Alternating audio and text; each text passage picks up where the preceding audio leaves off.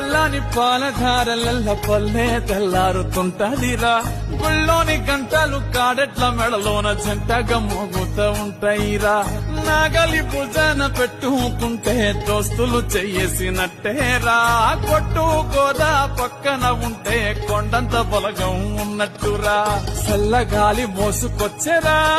సేను శిలకల ముచ్చట్లు దారి పొడుగు చెట్ల కొమ్మలా రాలుతున్న పూల సప్పట్లు గట్టి మోపులు కాల్వ గట్టులు చెమట సుక్కల్లో తడిసిన ఈ మట్టి గంధాల